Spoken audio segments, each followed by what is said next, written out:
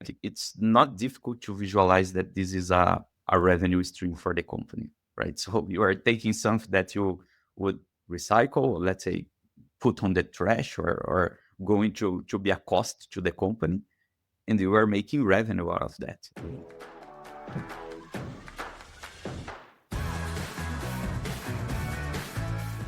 My name is Patrick Hübscher, and this is Circularity FM, the podcast about understanding, building, and managing circular business models.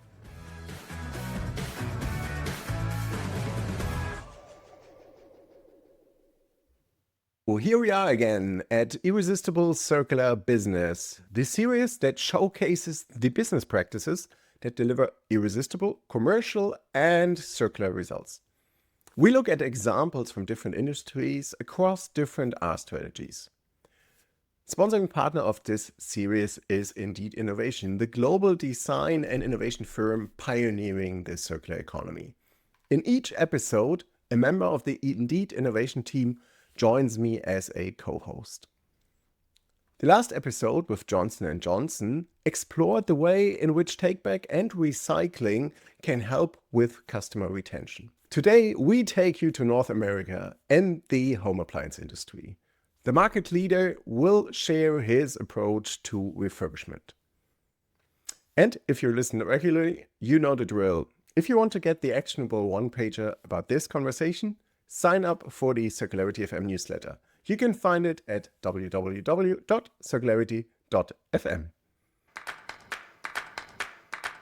After a background in political science and conservation ecology from the University of Michigan, she spent several years in account management before pivoting into the heart of corporate sustainability.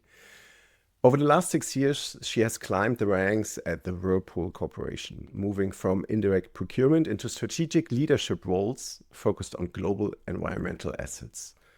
She has now been driving circular initiatives as the Enterprise Circularity and Climate Strategy Manager for the past 5 months. It's a pleasure to have her with us. Welcome, Samantha. Thank you. Happy to be here.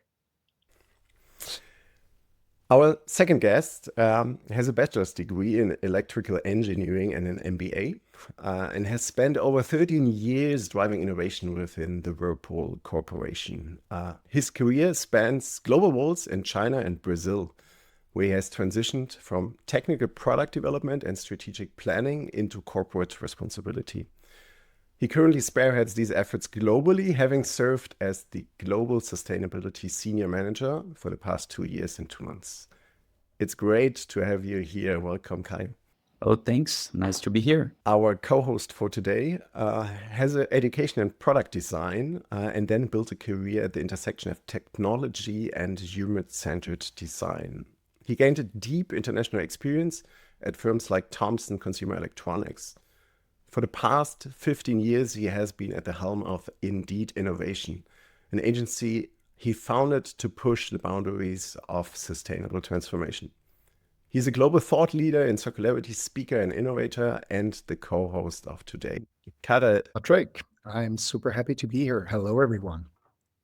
Guys, I have a question to kick it off, and this is about your personal preferences and experience. What is one of your last refurbished product? Yeah, so for me, that would be just this last summer. My mom has a little lake cottage about an hour from where we live, and I need coffee. I need coffee every day, but it's very small. We don't have much room, so we wanted to get a Keurig, and I ended up getting a certified refurbished Keurig unit.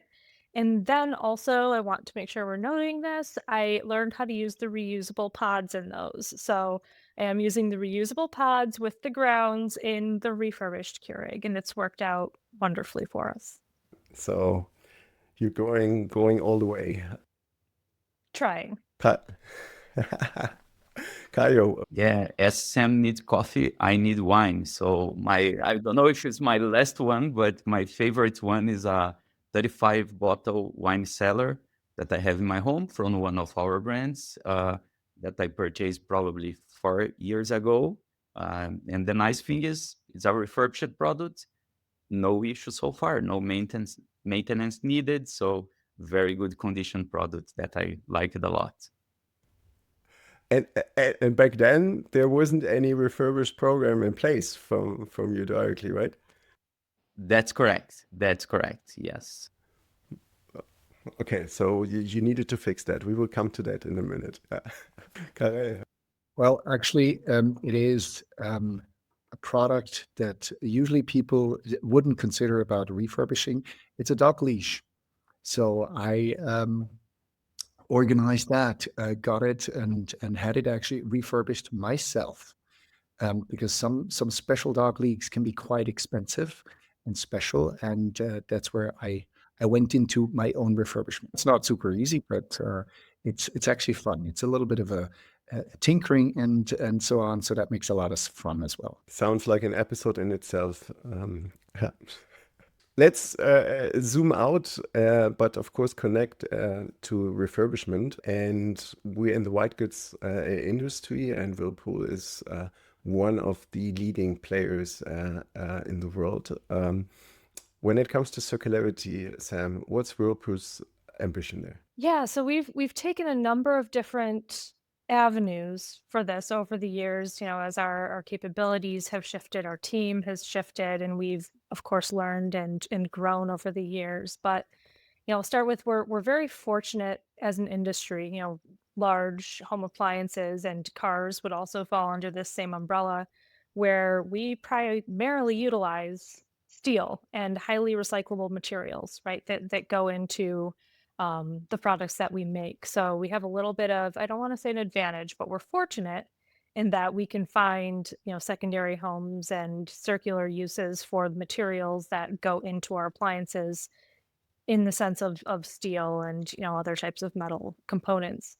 We've had an eye on circularity and material use for many years, and we have a circularity framework that I can expand on in a little bit. But we've, of course, been very involved in the recycling standpoint of it, but then a couple of years ago, we decided to reframe our strategy and zoom out a little bit and look at, developing this circularity framework that looks at touching many more aspects of the business in general, and starting an enterprise circularity program, which is the program that I lead, looking at, what can we do in terms of circular business models? How can we find ways to really break that linear model of, take, make, and dispose, and look for ways that we can both monetize circularity initiatives, but also use that toward our emissions metrics and our waste metrics. And talking about emissions and at the same time businesses, in many companies, there are multiple motivations to drive circularity. What is it for you, and also to what extent? Yeah, I know you're saying what's the main motivation, but being such a large global company, I would say there maybe isn't one single main motivation when it comes to circularity. It's a very interconnected topic and field, right? So I'll refer back to the circularity framework that I mentioned earlier, and this is public. I believe this was first published in last year's sustainability report, so the 2024 sustainability report. So this is publicly available for anyone who wants to look it up. And we have that divided into three main categories. And then that enterprise circularity framework kind of touches on all of them and tries to draw those connections. So we look for maximizing circularity and optimizing efficiency in our units.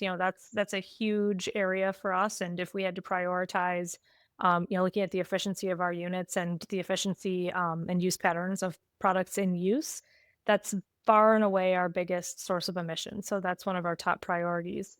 And then, of course, looking at optimizing the lifetime of our appliances, and minimizing the waste and pollution. So, we try to really touch upon all of those different areas, and different members within our team take the lead on different aspects of that.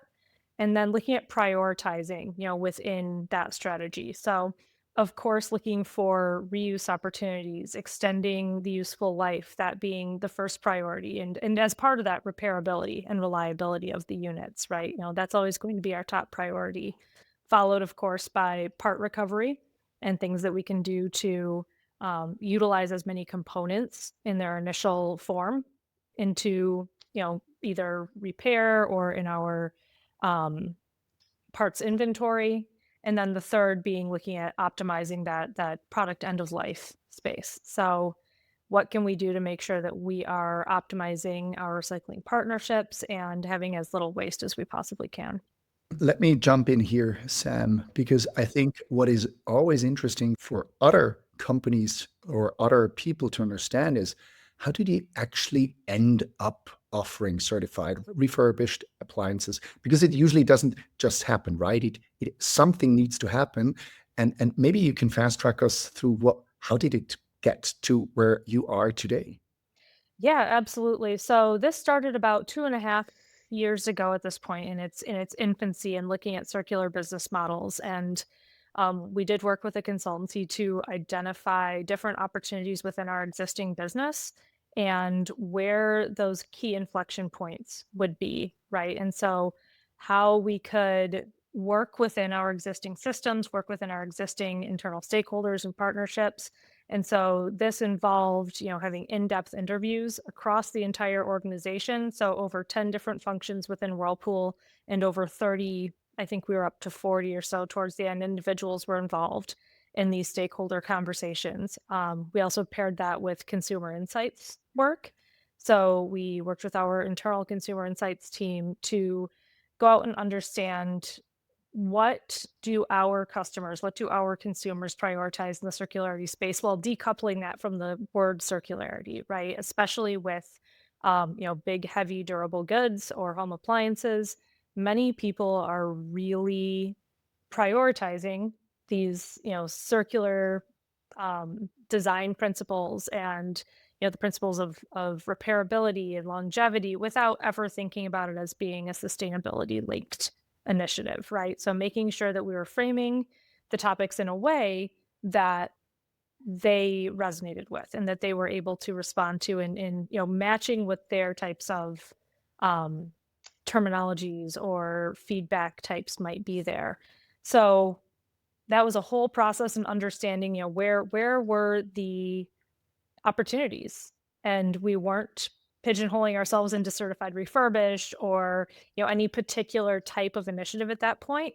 It was more taking a broad approach and understanding where we could benefit from expanding our capabilities. And we can talk about this more later in the podcast as well. But one of the things with certified refurbished is that we've been refurbishing our appliances in different ways for many years. Our KitchenAid small appliances have had a certified refurbished program for many years.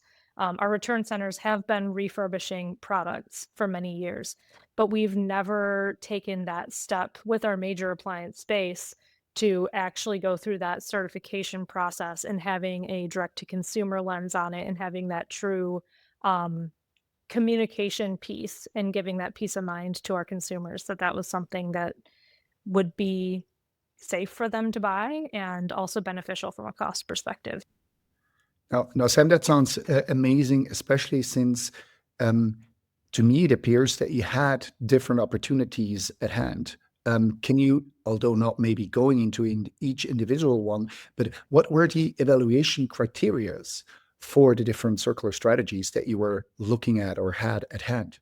Yeah, so part of it, of course, where we are a for-profit corporation, right? So the ability to, at bare minimum, break even, right? So if we aren't necessarily making money off of something, but it is improving on our emissions or circularity or waste metrics, if we're breaking even and making a step forward on those sustainability metrics, that was a win.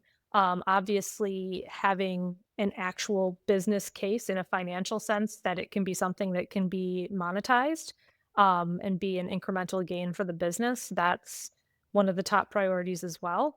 Another being just ability to execute.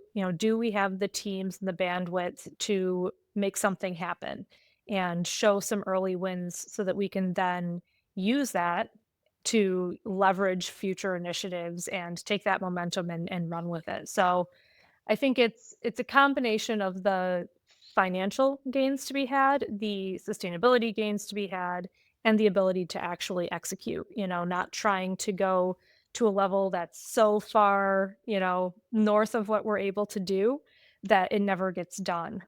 That being said, we are pursuing a mix of different circular business model initiatives, some being like the Certified Refurbished program, ripe to be able to execute on an earlier basis or sooner and roll out and expand from there.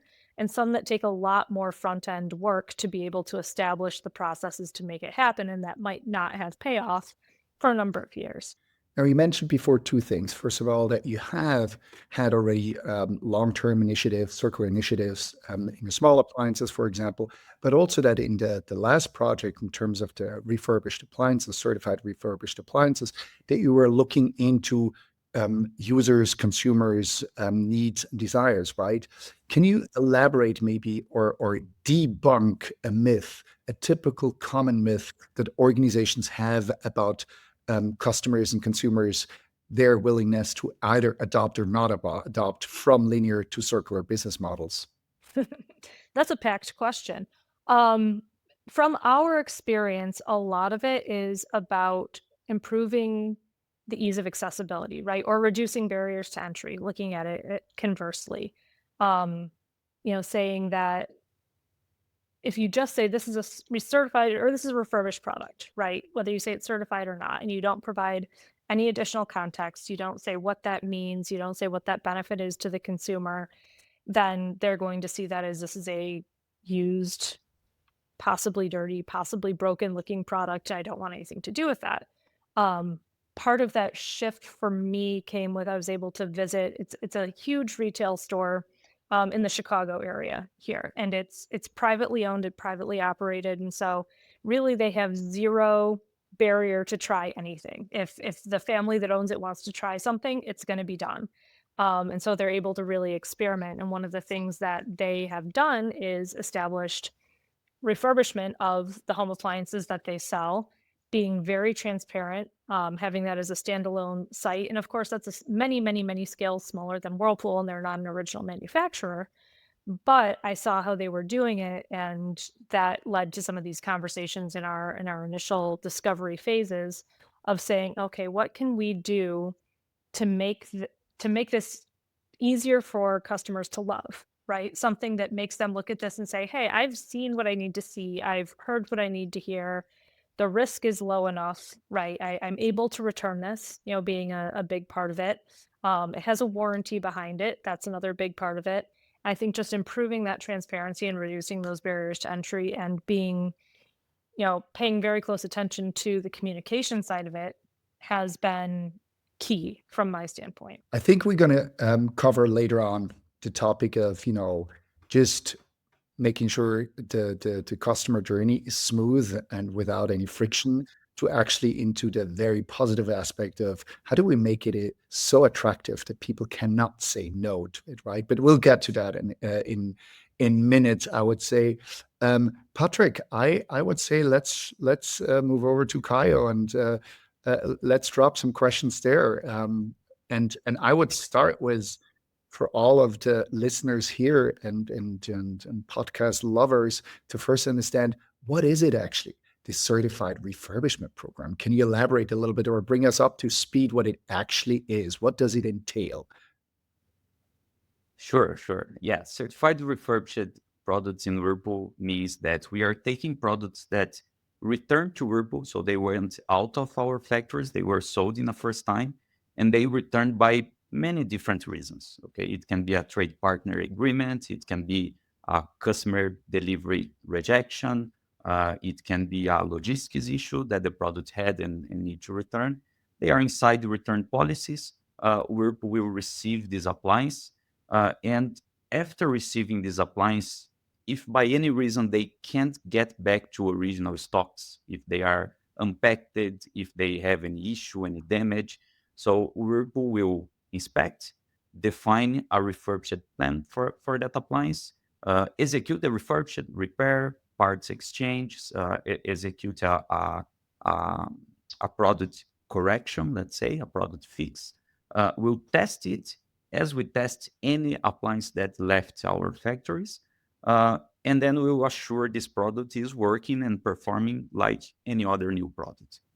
After doing that, this product is going to be back to stock as a refurbished unit with a new code, product code, and then will be able to be sold under our direct channels, direct to customer channels website. So basically, they will be available on Whirlpool brand's website. The customer can access all the list of refurbished models available there, and they can purchase it and have, as Sam said, a peace of mind that they are purchasing a product from Whirlpool that look and was tested like any other new product, and they have warranty for that. Terrific. So you just explained a little bit where the appliances were coming from. I'm just personally curious, what or is there anything that you have excluded so far that you were not able to reintegrate into the program? That's a good point. So when these appliances come, basically they respect return policies. From everything that is inside our return policies, I would say there is no exclusion. What happens, of course, is sometimes we receive a product that during this inspection and the grading process, we say, hey, we can't refurbish that. We have a structural damage. It doesn't make sense to do an operation to fix this appliance. So unfortunately, we'll need to recycle that product, as we did to many other products before we start this program. So that's the important piece. Cool. And I'm just again just curious from what you just said. Now I understand you sell it through your own channels back to the consumers, right? So it's not going to go through Best Buys or whatever. It's going to go through your own channels. And actually, is there like a third life that ever happened? Is there any, once you resold them, that they're coming back and you resell them again? Yeah, that's a great question. I would say as we started this pilot last year, and I would say late last year, we are still increasing volume, increasing penetration, let's say increasing even awareness of the program to the customers in US. So far, there isn't happened this situation yet. However, this is not an exclusion. Like we don't exclude the opportunity. If these appliances come back anytime, they will probably be evaluated, graded, and go to the same process again. So it's an opportunity for the future. Didn't happen yet. Looking forward to see that in 5 years or so to talk about that again. And talking about evaluation criteria, Kaio, can you elaborate a little bit on the circular metrics that you're looking at in terms of the business? What are the metrics that you have been looking at the beginning, and have there been maybe any metrics that throughout the process you have started to change, alter, or to add to the process? Right. So related to circularity metrics, I feel that the first icon that we see is that every product that we are now refurbished that should be disposed in the past, it's a product that we are keeping out of the landfill or keeping out of the recycling process, that in the end, a portion of that will go to the landfill. As Sam said, majority of appliances are made of metal, so they have a high recycling value and a high recycling interested by the recycler. So it's easy, let's say, to recycle appliance. We can't assure, however, that 100% of this product is really being recycled and all the parts and all the residue are coming back to the industry. So we unfortunately know a small portion of that is still ending in landfills. So every single unit that we sell on refurbished means it's a unit that we avoided to put on the recycle stream, which for sure is not our priority. So this is the first circularity metric.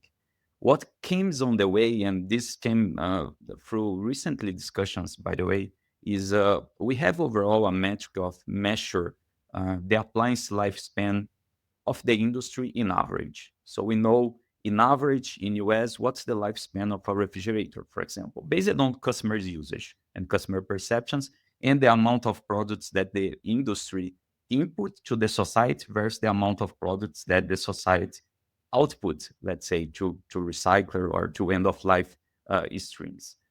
When we do this, we understand that when we scale this program or this type of programs, we will probably be increasing the lifespan of appliance, because we are taking appliance that either would be an end of life appliance and we are giving them a new life. So um, let's say mid to long term, we may have appliance lifespan average increasing year over year in case more players and more volumes is added to through the refurbished certification programs. Now this is interesting. This leads exactly to my next dimension in terms of commercial dimension, right? And I think you touched a little bit on it. I mean, if I hear, or I think, businesses would hear, oh, he's going to extend the product life, that usually is not always a good thing for a business, right? Because it means that there's going to be less new products sold. That in your case, it's different, I assume. So can you elaborate, because as Sam said, you're a for-profit company. So we'd love to get that. So what is if you can elaborate on the revenue potential, because I'm sure you don't do that just for avoiding the landfill, as you said, it's also a business case. If you can elaborate a little bit on that, because that is the secret sauce, probably a lot of our listeners would want to get a piece of. Yeah, so I think the first thing that will come to everyone's mind is like it's not difficult to visualize that this is a revenue stream for the company, right? So you are taking something that you would recycle, or let's say put on the trash, or going to be a cost to the company, and you are making revenue out of that, right? So I think the question that can come is this revenue paying the operation? And the answer that I can give, it's a yes, it's paid itself. The program itself, it's paid. Okay, so the revenue that we get from the products that we are saying pay the operations that we need to do to execute the flow that I just explained in summary. So yes, this is the first part of these business and commercial levers. What we believe is once we scale that in more units, more options, and even across the US, more geography locations, we may be able to get some productivity, and then we can, besides the revenue increase, we can reduce the costs as well that we have with the program, like any other productivity gains. So yeah, this is part of the strategy portion of the program. It's being considered as a really huge potential leverage of revenue for Whirlpool. Unfortunately, I cannot open numbers here as we are still in the beginning. I hope someday we can even have a P&L line item for refurbished, like big tech companies do. Absolutely.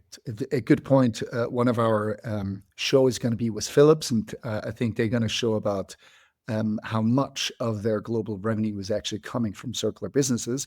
But before you at Whirlpool get there on that level, I like to understand, maybe as a second last point before we move on to the next level, is a little bit, I understand that you have been in a pilot phase, let's put it that way. And you probably have learned, or intentionally left certain metrics out of the equation because you knew you could not deliver on them, right? Is there any like one or two you can specify? Because this is also a great learning for the audience. What do you need to leave out because you cannot win on that? And which one are the ones you need to focus on? As you mentioned, this last year was a pilot phase. This year we are executing a second phase to make it bigger. So during the pilot phase, we focus on a specific area. We were regional. Okay. So one of the KPIs that we measure, but we cannot take out the learnings that we want, is the conversion of the customers. Like we can get all the information from our websites, you can imagine. And we know there are a lot of customer interest. Many customers are going to the website, are clicking, and are reading the refurbished product. And this was a metric that we are measuring. But most of them, because of the geography limitations, when they put on the cards and they put their zip code, not available for them. So the conversion metric is still unknown. let's say, because we don't know. We can just measure in a small portion, and then we don't have so much representativeness. Now in the second phase, the biggest changes, we are scaling geography. So we will cover much more portion of zip codes in North America. And this will enable us to understand, hey, is the certified refurbished conversion, sales conversion higher or comparable to our original product? And this will bring an interesting learning for us. Terrific, amazing. I'm really looking forward to if you can share that learning in the future. My last point here, Kaio, would be the following. I believe you tapped into an innovation because it's new to you, at least, to go into the large white goods appliances in a certified refurbishment. And I was wondering, innovation usually are team sports topics. Who are the players that you were able to convince of the attractiveness of that play of that game? Can you say like which one were maybe the most difficult one, just shortly, or which one, or with what argument were you able to win them? Well, that's a very good question. I feel Whirlpool is a really big company. We need to manage many different stakeholders, especially to a project like that. So it involves since logistics, operations, sales, finance, whatever. So I think the most important or the key stakeholders there, one is the sales team that manages our D2C's website. So I would say without convincing them that this would be a lever of growth of our D2C channels, this would not be possible. So when they understand that, yes, this can be a really differentiation for the brands, because no trade partner will have this product. Only Whirlpool.com and Maytag.com will have this product. And understanding the quality and the information and the profitability, they said, yes, let's do it. They become a really right arm in the project and help us to navigate through all the operational stuff to unlock barriers that we may have. But there was many different areas. Like we need to convince engineering teams because new models will need to be created. These new models, to go to UL certification, they will need to do tests that were never done before, or evaluations that were never done before. So yeah, many different players, definitely, and a long journey together with them. What I can say, just to finalize, is really good excitement for all the Whirlpool internal stakeholders on the program. Like every time that either me or Sam, we pitch the project inside the company, people get, hey, why don't we do this before? Like it seems great. It seems amazing. Let's focus on that. So that was key. Let's stick to that topic, but at the same time also zoom out. Samantha, you mentioned at the beginning you had a couple of criteria when it comes to selecting the different business models. And now we heard from Kaio issue learnings and how it works, and also some, let's say, insights into finding partners and allies to make that work. So what does it take to go from, okay, we do that, to, okay, now you're live in the second phase? So what was needed to get there? Yeah, and I'll build on a couple of the things that Kaio mentioned as well, and we can use that as a springboard, for the rest of the conversation. And one of the points and one of the questions that was asked earlier, about finding that incremental value and how that has been a benefit for the business and a benefit to Whirlpool, not from just a sustainability and circularity perspective, but from a financial perspective as well, has been, and Kaio mentioned that direct to consumer model, right? So I'll point that out, where not only is this something that isn't going to landfill or scrap, for the majority of it going to scrap metal, it's something that we're able to increase the value of through that transparency to the consumer and through that direct to consumer model that allows us to have a lot more control over the messaging, more of the direct metrics associated with it, and get higher margins on something like that, right? So if we're able to control part of that, we're able to have that direct line to value. So I'm going to point that out real quick as being, one nuance that I would expand on there. And then talking about, the internal communications and the getting the buy-in and what it takes to build up a model like this. I think, and it sounds simple, but it's really where I've seen so many of the roadblocks, both within Whirlpool and in conversations with colleagues in various platforms, is it is so reliant on nuance and speaking the right language. As an example, some of these business models, whether that's the certified refurbished, there's some other models that I mentioned earlier that we're working on that are earlier phases, where it's not the first time the concepts have been explored. We've been refurbishing. It's not the first time we've refurbished something. Some of these other models that we've looked at, it's situations where it's never gotten off the ground at all, and it's a concept that's been pitched, but the nuance just wasn't there to get it to that next step in the process.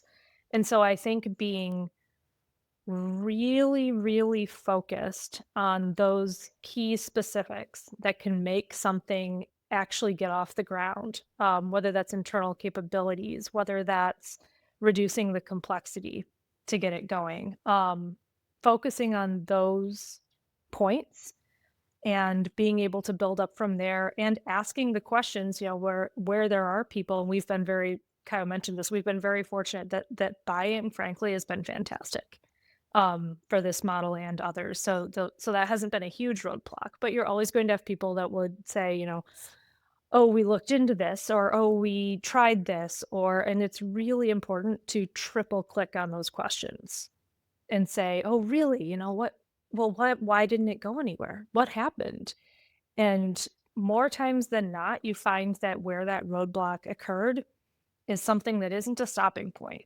It's just a clue to what you have to do next to make it work, and going past that point of friction and past that point of discomfort to turn it into an opportunity instead of a roadblock. And I think all of us in sustainability, and many of us literally are trilingual, right?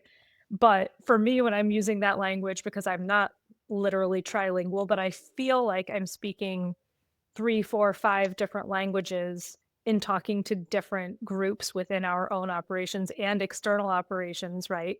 To be able to communicate what we're trying to do, to listen to what their goals and objectives are, and really be able to take those concepts and translate them into something that's attractive to a number of different stakeholders.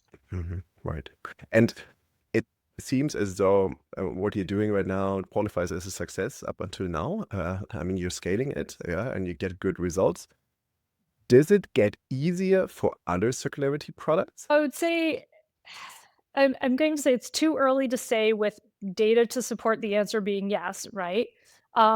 But I consider myself an optimist, and at least in my interactions, I think so, because even if it's not a one-to-one same sort of concept, you build that trust, right? You start to be viewed as someone who can bring creative solutions and can find different ways of building value for the company. And not just, I take tree hugger as a compliment, but, not just being viewed as someone who's out there, just trying to save the trees and save, the animals of the world. We're really truly coming up with creative solutions that bring value from a number of different perspectives. And I think as you start to build that trust, and as you start to build that muscle of being able to speak all of these different languages of different groups within the corporation, that makes it easier in that you establish those relationships. And then subsequent conversations, they realize you're not just coming from a place of like, we're going to cost you a lot of money in order to meet our metrics, but that we're actually bringing value to the company. Wonderful. I mean, that even brings me to my last question, Samantha. And this series is about the irresistibility of circular businesses. So what makes certified refurbishment irresistible for Whirlpool? So before I give the short answer to this, I'm going to go back to that last point, which is that it's a lot of groundwork leading up to making it irresistible, right? You have to lay a lot of communication points, a lot of data, a lot of, very clear value conversations leading up to that irresistibility piece, right? Because I don't think anyone's going to say it's irresistible from point zero because nobody knows what you're talking about at point zero. But once you've gotten to that point, for us, it represents an opportunity to reduce waste, also grow our direct to consumer business, and provide access to high quality, lower price point appliances for consumers. So in that case, it's a win-win-win, and it's a pathway for us to learn and grow and expand these models in the future. Wonderful. Kata, we gained some great insights. And I mean, Whirlpool is unique. Yeah, it's a specific industry. And we know there are many companies looking into refurbishment. We now hear one specific case, but trying to make it work also for other companies. When does certified refurbishment work? This is really cool. Thank you, Kaio and Sam, to share that, because for me, I have three things that make it to work. And the first one is the obvious business case one, okay? And I have understood, and this works for everyone, you need to make more revenue. Somehow you need to grow some of the business metrics, which is either margin or revenues, right? And revenue is one that they said that they could do and would be doing. And I think this is a strong lever and motivators for many others when it makes it, or when it comes to make it work. But especially what I like, and I think this is important as well, we heard, and I read a little bit between the lines, is that yes, you don't want to add cost to it. So it has to be cost neutral, what they're doing. So adding revenue at no gain, that can still work if the gain is in other metrics, business metrics, if they apply in the businesses, which in that case, and in many other cases, we know it applies as well, which is sustainability metrics. So it could be less landfill, put to landfill, right? These things. So these are really strong arguments as well. So this is point number one that I've taken, Patrick. The second one is, and I like being able to speak a couple of languages myself. Literally, I loved what Sam said about, being trilingual or multilingual. I love that concept because it is true. People need to speak the languages of the different stakeholders to make things irresistible, because otherwise you are not comprehensible. That's the minimal. But actually, and this brings me to the third point, I think only if you have people like Sam and Kaio, and probably more within their team, I assume, when you have people that really, with all their energy, are trying to make the best case possible, that's when you speak the language of the stakeholders, and when you speak the language of businesses, that you really have a case for refurb. And maybe just as a last, I just came back from a business trip at a conference where I've seen hundreds of people standing in line at a regular large conference or show, where next to all the big booths where you would show the newest innovation, there was a small booth with hundreds of people standing in line with a pile of money in their hand because they were able to buy secondhand products at this show, which was amazing to see, when everyone was showing off they were the coolest and greatest with the newest innovation in technology. That the most profitable business on the floor was the one that was selling the secondhand products that were otherwise sold throughout that B2B industry fair. So with that, I just want to make sure that, refurb is a case, as Kaio said it. Guys, why haven't you done it before? Why are we not doing it on other business segments? That's the beauty. And I mean, the initial answer to why haven't we done it before is it doesn't work for us. What are the barriers you spotted in the conversation, and also the approaches to overcome them? Yeah, that's actually a really good point, right? Because the barriers, it seems, in this case, are more the smaller technicalities that you have to make sure you have on your page, or that you're addressing correctly. So I think, for example, when we've seen what Whirlpool has looked at in the Chicago area with the family-owned or privately owned large business that was doing certain things, that you sense not actually the barrier, but the opportunity, then you have to transform it or translate it into where are or potentially are barriers that you address. And this comes back to a little bit to this multilingual topic in making sure you think in the perspective or in the shoes of the stakeholders you're going to address a certain opportunity to with, because you then understand what would they consider a barrier. As Kaio alluded to, with certain certifications, right? UL certifications, for example, for the engineers and things like that. So these are the small barriers, and they can be huge mountains if you're not talking the right language, I would say. And then I would also say, and this is something we maybe haven't addressed today, but I sensed also between the lines, you need to have some sort of a quality product, right? Because if you don't have a product that has the opportunity to go for an extended life, and the data we've heard today, that it shows that there is going to be a longer life cycle in these products. This is crucial, I think, and probably an entry barrier people have not on their list at the beginning, but that shows that quality, can pay off twice, or eventually we're going to see that 3 times. Yeah, my last question is, as you mentioned, you're reading between the lines, and not only in this conversation, but also in many others, and you've seen many refurbishment programs. We already talked about, let's say, the commercial benefits, extra revenue, or at least being break-even, meeting sustainability goals. What are other contributions of refurbishment towards business success? So we heard it in the circularity and circular metrics, right?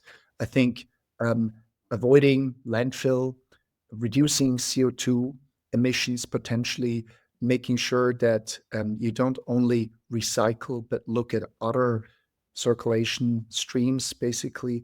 These are all different metrics that contribute to success. And what we also have seen, and I think this is something everyone that starts to do refurbishment will uncover, is data. So data is a huge topic, because understanding your customers maybe in their behavior better, and also that we heard a little bit about, hey, we were not able to render the service to all the zip codes, right?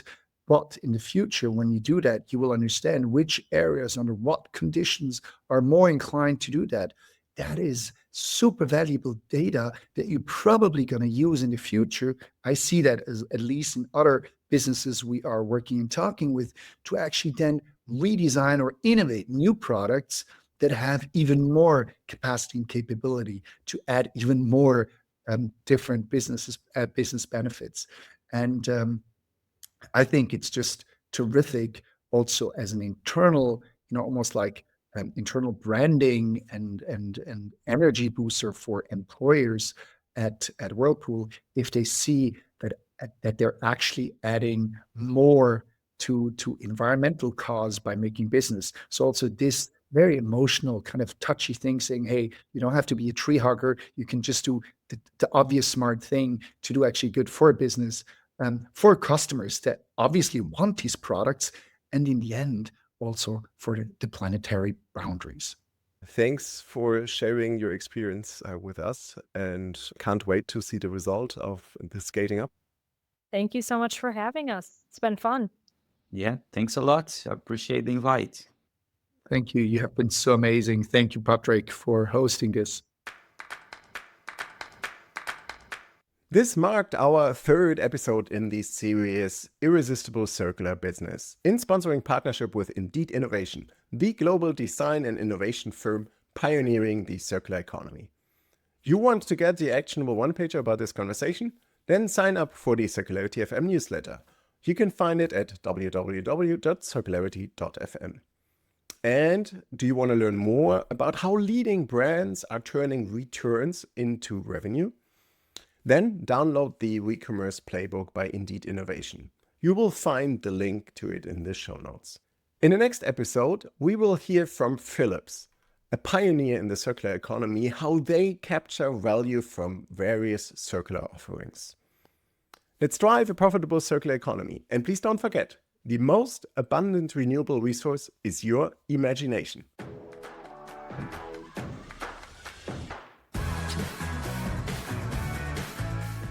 My name is Patrick Hübscher, and this is Circularity FM, the podcast about understanding, building, and managing circular business models.